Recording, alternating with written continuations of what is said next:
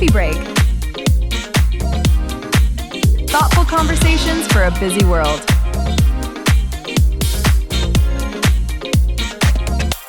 Let's begin. Welcome back to the Deep Dive.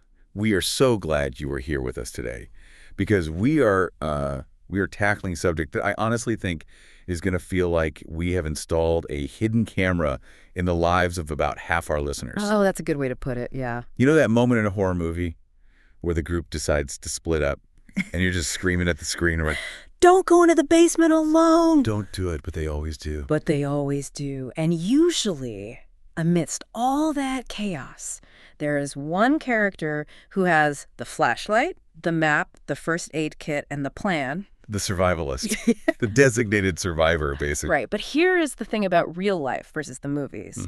In real life, the movie doesn't end in 90 minutes. The credits don't roll. You just keep holding the flashlight. You keep reading the map, and eventually your arm gets really, really tired.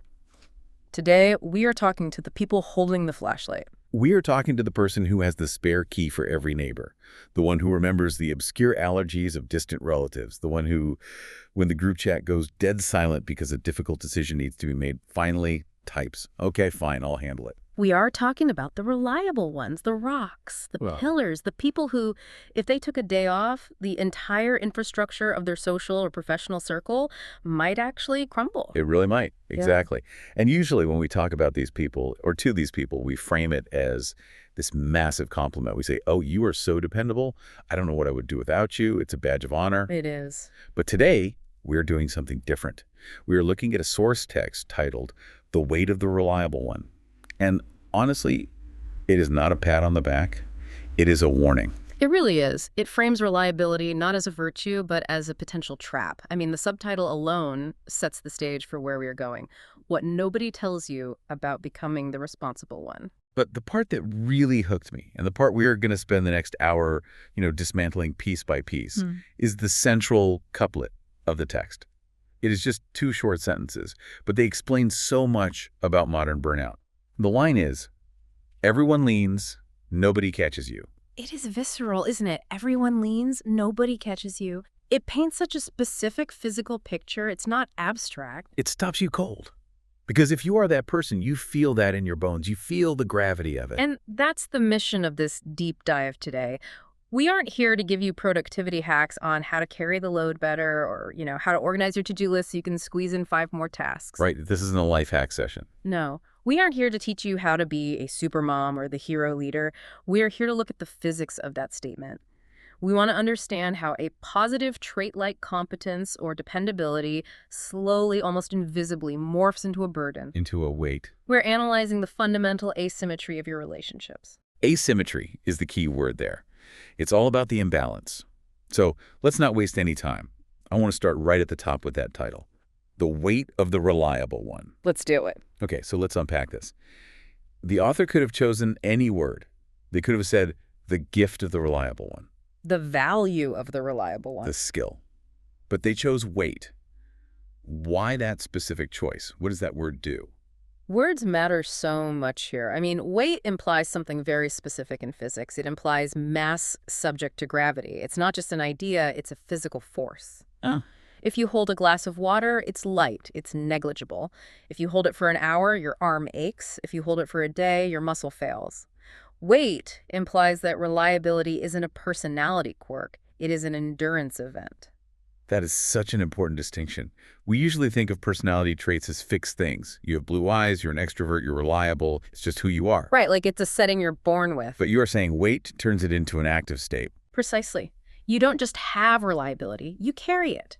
And the text suggests that this carrying has a structural cost.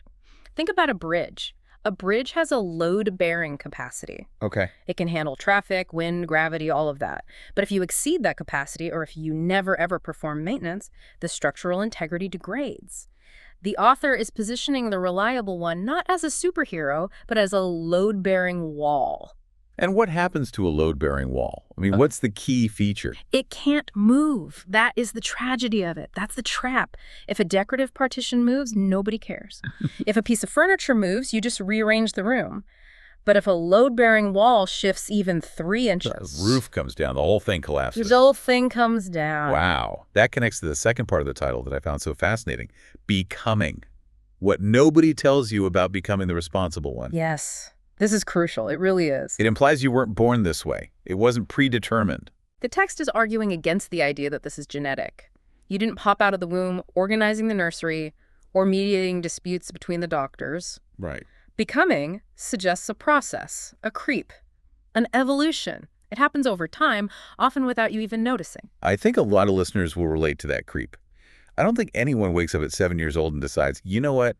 I want to be the emotional regulator for my entire family for the next 40 years. No, absolutely not. It starts so small. It is what some psychologists might call creeping normalcy. Creeping normalcy. Yeah. Maybe you were the kid who was just slightly more mature than your siblings, so your parents trusted you with the house key first.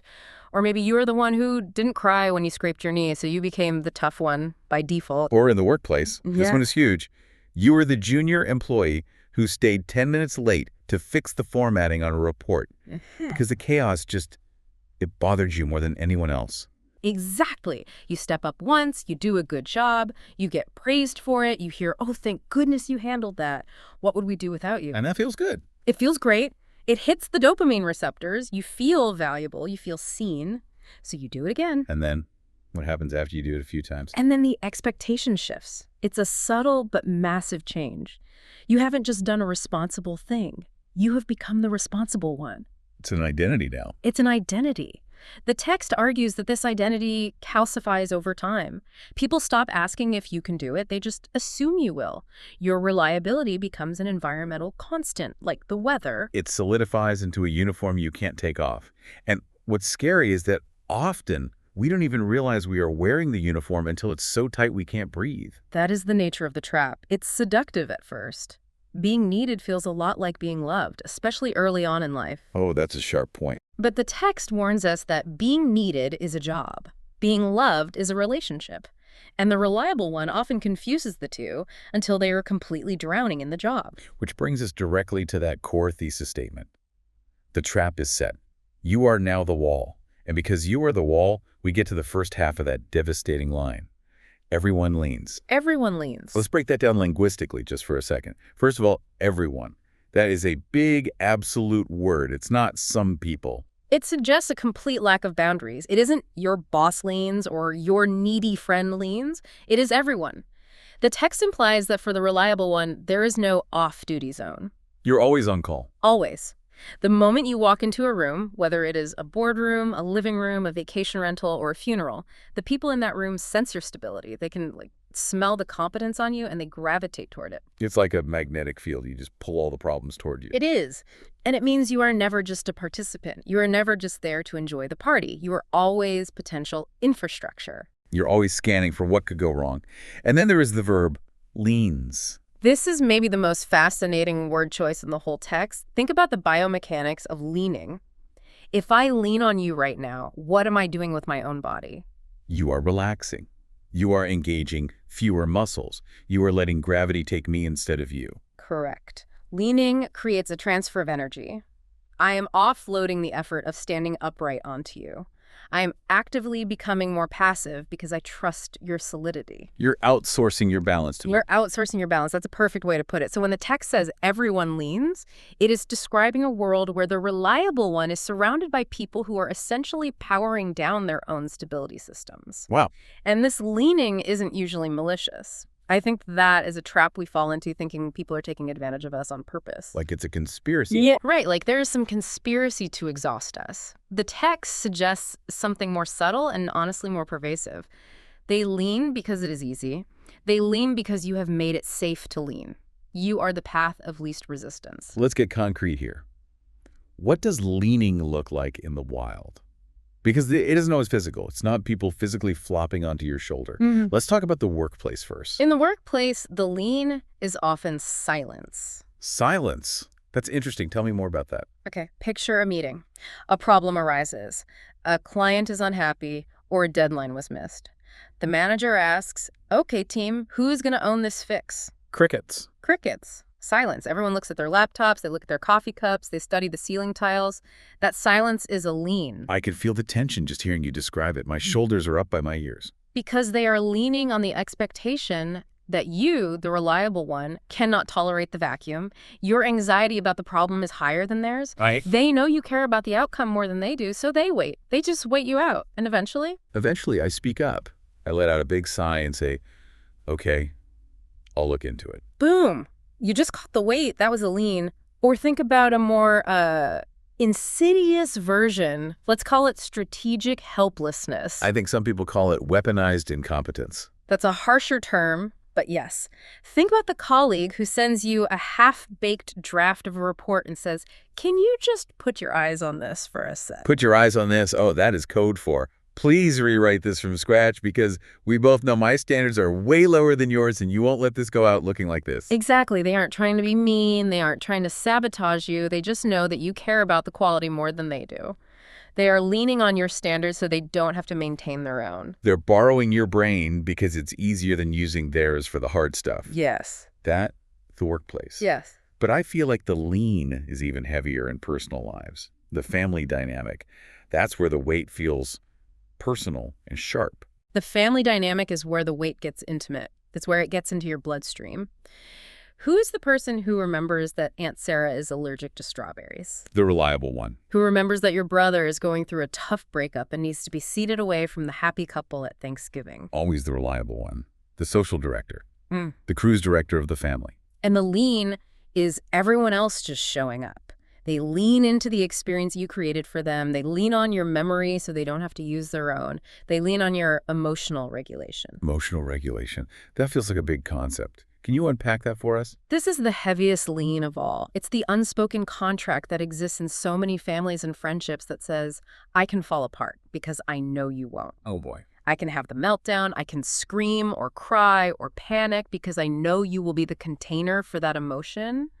I don't have to regulate myself because you are the external regulator. You are the thermostat for the entire house. That is exhausting just to hear. It means you can never have a bad day because if you do, there is no backup generator. The whole grid goes down. Precisely. And here is the kicker. The text says everyone leans, not someone leans. The cumulative effect is the danger. It's not one lean. It's death by 1,000 paper cuts. It is. If one person leans on you, you can brace. You have the muscle for that. But when your boss, your partner, your parents, your kids, and your friends all shift their center of gravity onto you at the same time, You get crushed. It's simple physics. It's not a moral failing. It's just a structural one. the aggregate weight exceeds the structural capacity. And remember, you are a wall. You can't just step aside without causing a collapse. You are trapped by the very dependency you have enabled. So you're pinned. You are pinned in place by the needs of others. It reminds me of that scene you always see in superhero movies where the hero is holding up a collapsing building. They are strong enough to hold it, but they are stuck. They can't go fight the bad guy. They can't go save the city. They're just stick there holding up the rubble. That is a perfect image. The reliable one is often immobilized by their own strength. Their greatest asset becomes their prison.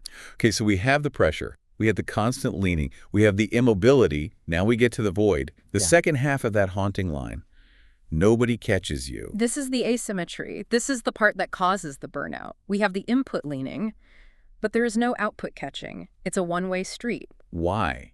This is the question that I think plagues the reliable one at 3 in the morning. I do everything for everyone. Why is nobody there for me? Yeah. Is it because people are selfish? Does the text imply that the people around us are just bad people? No, and I think that is so important. If we villainize the leaners, we miss the point entirely. We turn it into a melodrama where you are the victim and they are the villains. And that's not helpful. It's not helpful. The text implies something more tragic in a way. Invisibility. Invisibility. Yeah. But everyone sees them. They're the center of everything. They are the ones organizing the party. How can they be invisible? They see the function. They see the output. They don't see the human. My reading of the text is that people don't catch the reliable one because they genuinely, sincerely assume the reliable one doesn't need catching. The curse of competence. Exactly. Think about how you, the reliable one, present yourself to the world. You anticipate problems before they happen. You hide your stress because you don't want to burden others with it. You make it look easy. You're the duck on the pond. So calm on the surface, but Yeah. you're paddling like hell underneath. Right, but the people on the shore only see the calm. They don't see the feet paddling furiously. If you make it look easy, people assume it is easy for you. They think it's your nature. They assume you are made of different material than they are. They say things like, oh, she loves organizing, or he just thrives on pressure. I've heard that so many times. You're just so good at this, you probably enjoy it. Meanwhile, I am on the verge of a panic attack, just trying to keep all the plates spinning. They are rewriting your struggle as a hobby. They don't see the weight, they just see that you haven't collapsed yet. So from their perspective, why would they try to catch someone who is standing so perfectly still? So, in a twisted way, our own competence is our camouflage. It hides the strain. It is the perfect camouflage. You mask the struggle so well, and that creates this profound isolation the text alludes to. You are surrounded by people, literally they're touching you, leaning on you, but you are completely alone because no one is monitoring your stability. No one is checking your structural integrity.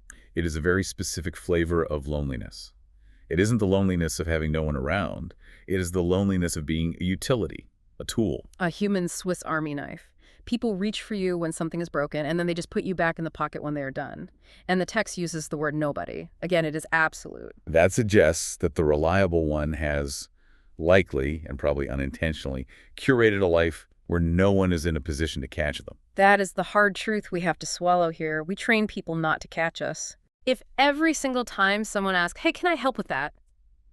You say, no, I've got it. It's faster if I do it. Eventually, they stop asking. You have trained them to believe you are self-sustaining. You have built a world where you are the only structural pillar. You have engineered your own solitude. It's a defense mechanism, isn't it?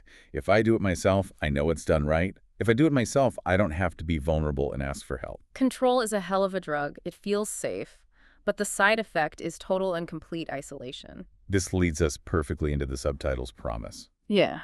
What nobody tells you. This phrase implies there is a lie we have all been sold.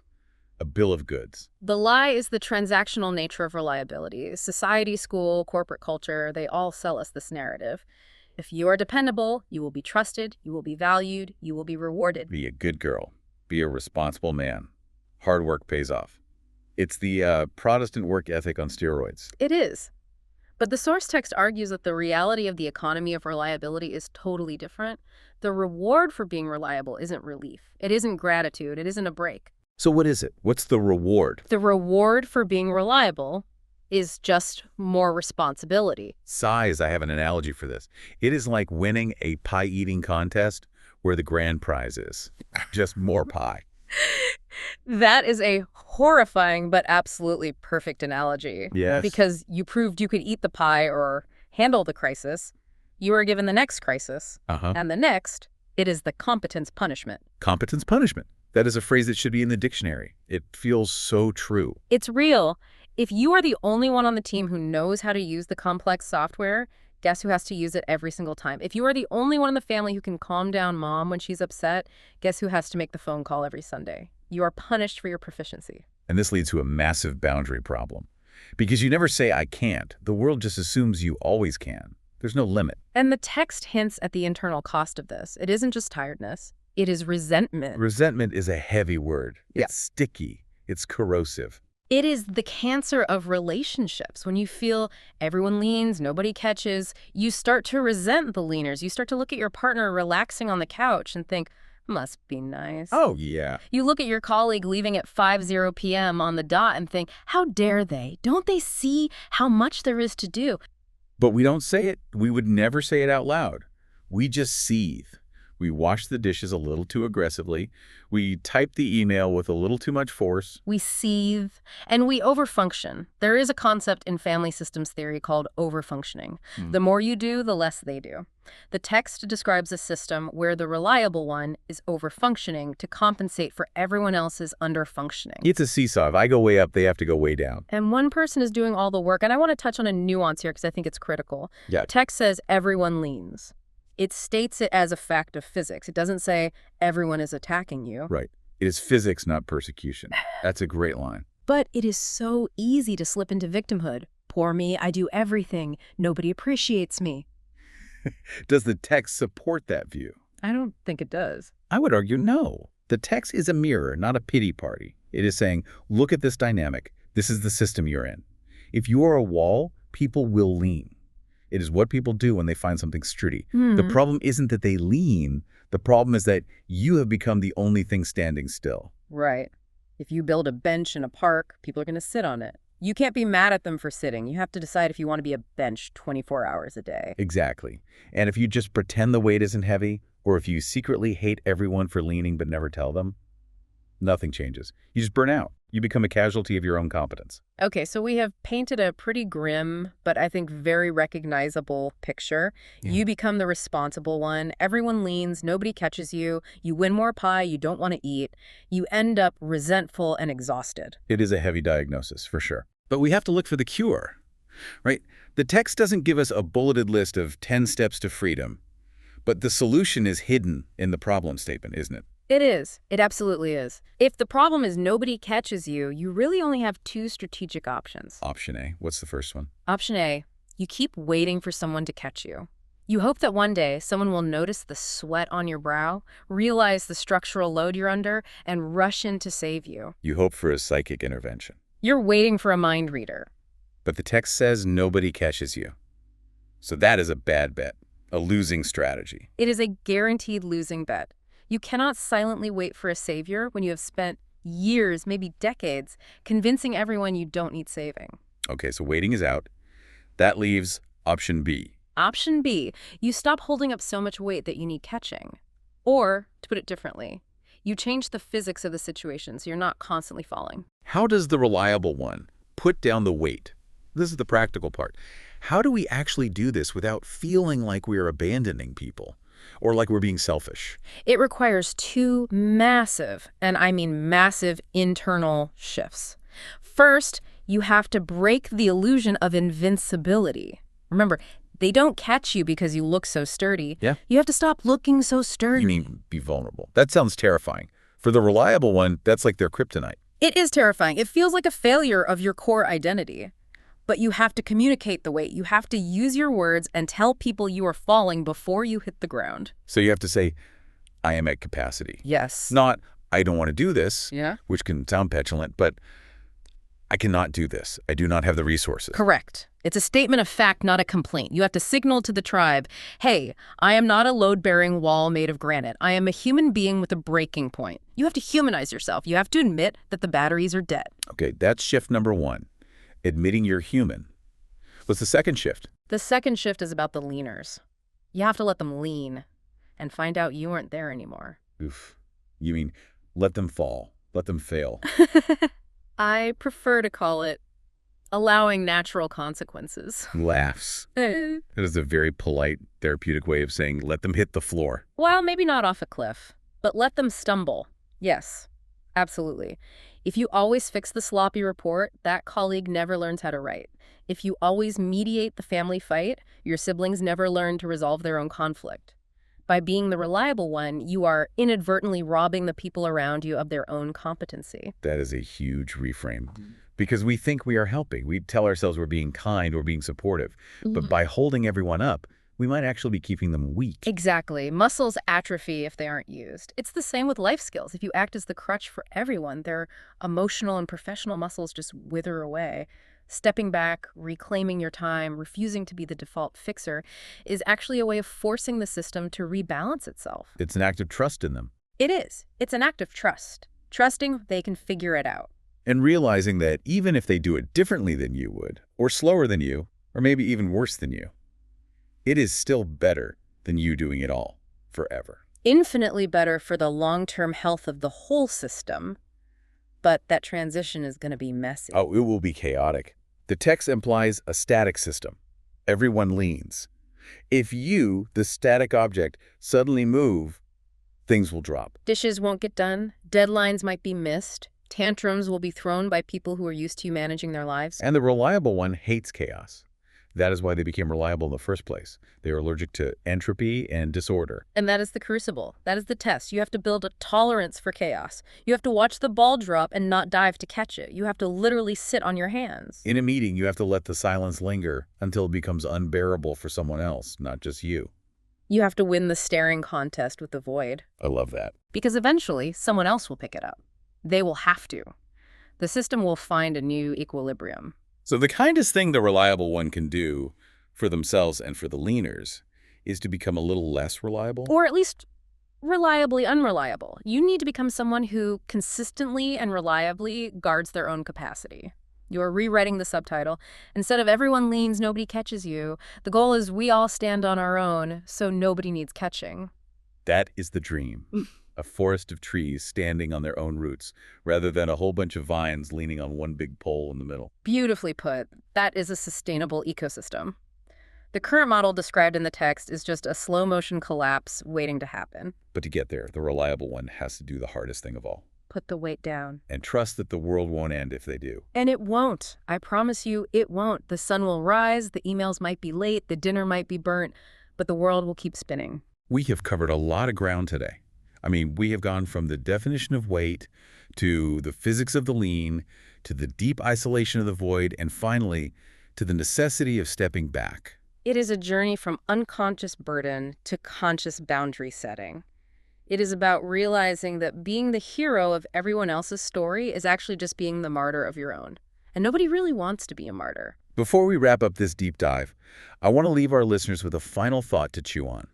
We have talked a lot about you, the reliable one, stepping back. But I want to ask you a specific question to carry with you this week. What is the challenge? If you step back today, if you took your hands off the wheel for just one day, who would actually fall?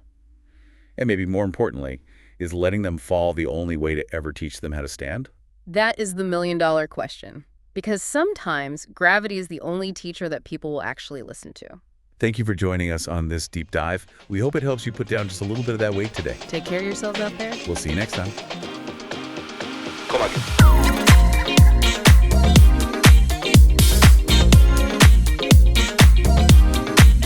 Thanks for spending this time with us on Coffee Break. If this conversation stayed with you, you can find more episodes here on the channel. Until next time, take care.